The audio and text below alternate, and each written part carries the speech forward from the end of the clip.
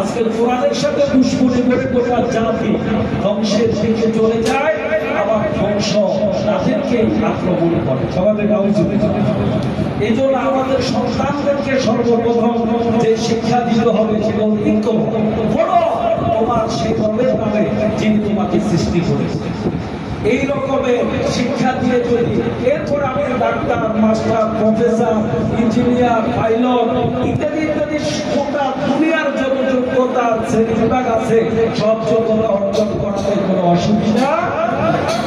এই জন্য আমি বলবো অন্তত পক্ষে মাদ্রাসাগুলোতে যে শিক্ষা দেওয়া হয় নুরানি, এই চারটা জামাত, শিশু জামাত, প্রথম জামাত, দ্বিতীয় জামাত, তৃতীয় জামাত।